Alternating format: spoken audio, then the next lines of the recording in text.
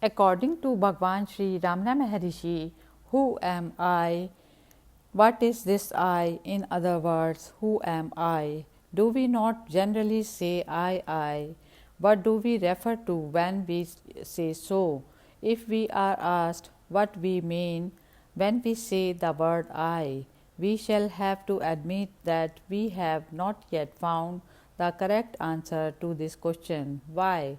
Because whenever we say I, we refer only to our body.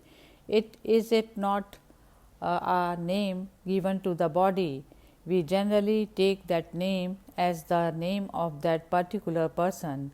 If that person is asked, who are you? He replies, I am a Rama. If someone calls Rama, only that person looks back. Since other bodies have other names, only this body is to be taken as Rama. Therefore, the name denotes the body because he believes that he is the body. He feels that he is Rama and no one else.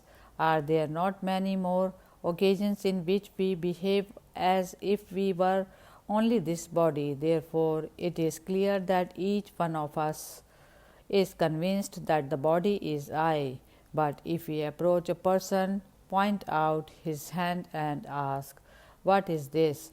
Quick comes his reply, this is my hand. Similarly, when we ask about each part of his body, he says, this is my leg, this is my stomach, this is my chest, this is my back, this is my head, and so on and so forth. Thus, he will ultimately have admitted this whole body is mine.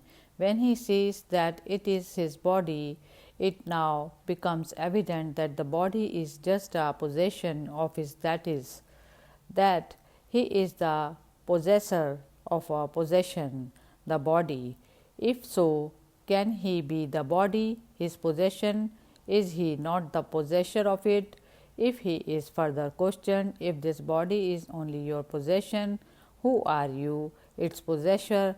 Can you be this body? Can a possession be its own possessor? He now admits that he is not the body, but that body is merely his possession.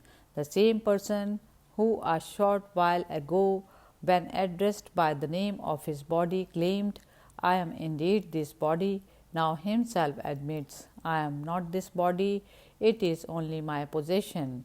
In the same manner, he also refers to his mind, my thoughts are like this, my mind is like that. Therefore, how can he be either the mind or the body, which are only his possessions? What do we learn from all this? No one yet knows what he really is. Man who is still in doubt, being unable to know what he really is, even though he is the nearest and dearest to himself, is trying hard to know so many far away things in the world.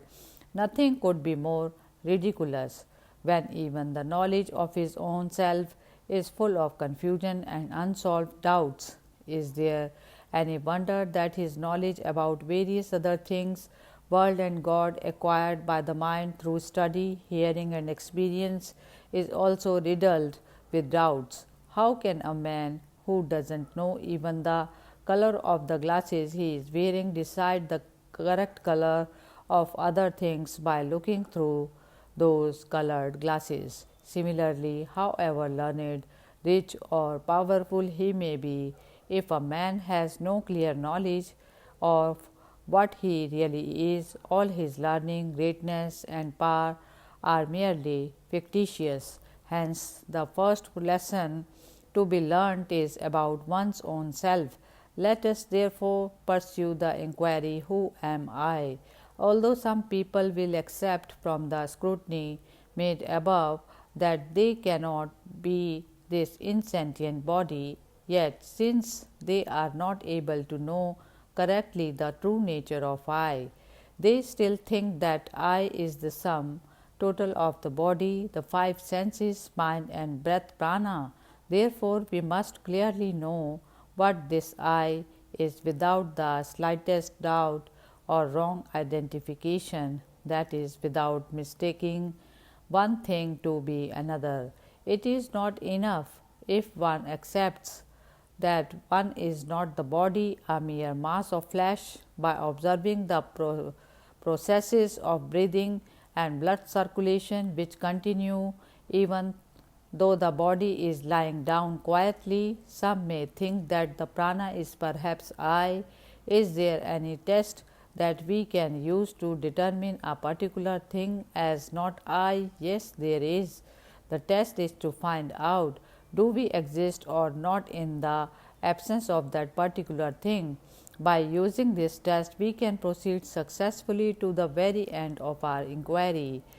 The wrong identification I am the body is itself all of these: mind, manas, intellect, buddhi, the storehouse of tendencies, ego, wrong knowledge, nescience, maya, and so on. The prana is a gross form of this mind, and so is the physical body. Even the mind is a body, but a subtle one. Prana is a little grosser than mind, and the body of flesh and blood is still grosser than the prana. The subtle mind in its subtler form is itself the tendencies, vasanas, or the darkness of ignorance. Let us classify all these forms of the mind into three categories, namely the gross, subtle, and causal body. All the gross forms, the body, blood circulation, and respiration, which are cognized by the mind through the five senses, constitute the gross body.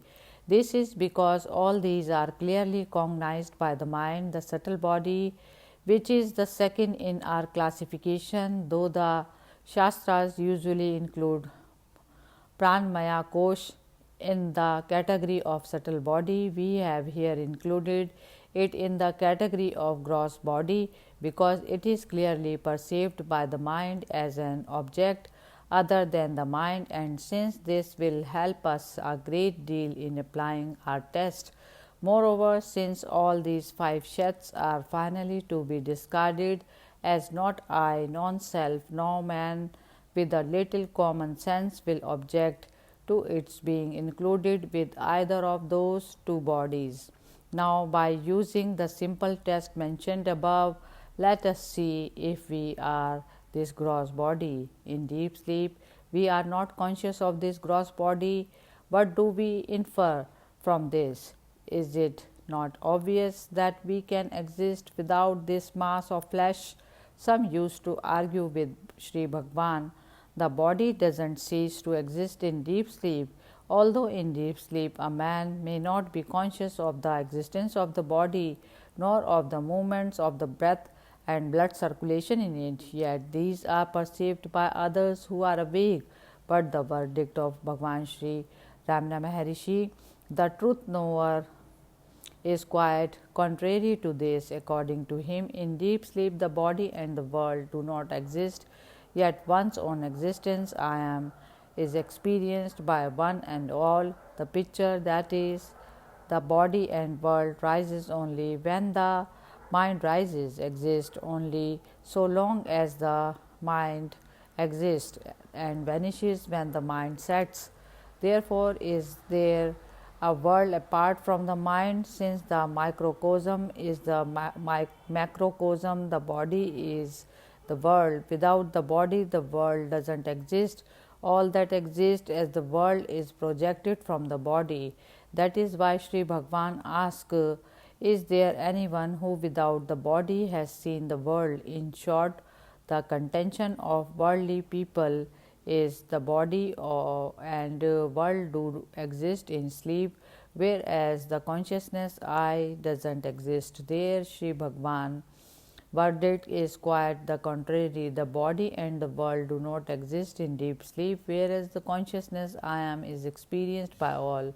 Now, does the body really exist in deep sleep? For if the body exists in deep sleep, the world must also exist there. Since the body cannot exist unless the mind rises, how can it exist in deep sleep where the mind doesn't rise? And since the body doesn't exist in deep sleep, how then can the world exist there? Therefore, let us try to understand Sri Bhagwan verdict that the body and world do not exist in deep sleep.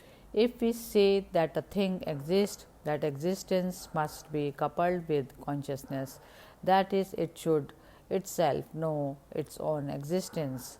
It should not need the evidence or help of any other thing either to know its existence or to prove its existence. For existence and the knowledge of existing, that is, existence and consciousness, Sat and Chit, are not two different things. To know existence, there is no consciousness other than existence itself. Existence is therefore consciousness. Thus, consciousness without existence is not at all consciousness. Likewise, existence without consciousness is not at all existence.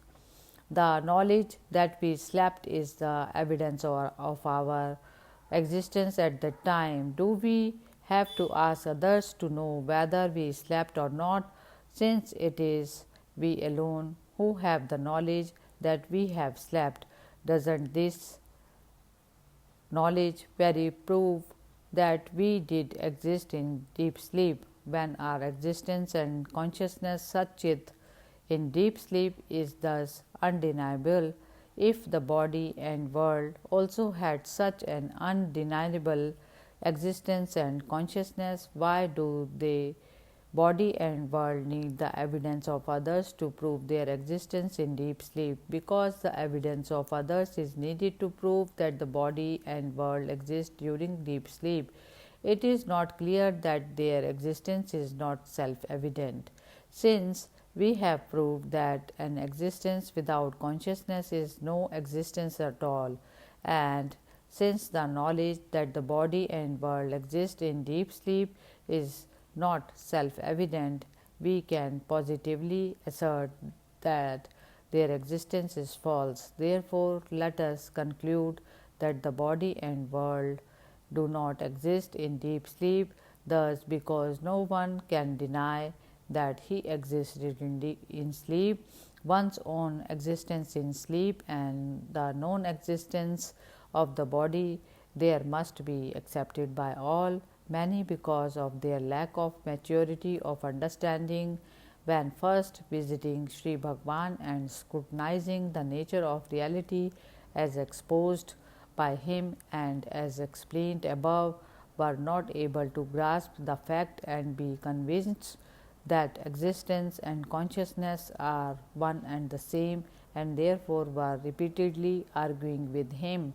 On the other hand, some who had discrimination with a sharp, clear intellect, not already confused by a mere study of the Shastras without any practice, were fully convinced as soon as they heard Sri Bhagwan's exposition that the body and world do not exist in deep sleep, that it alone is right.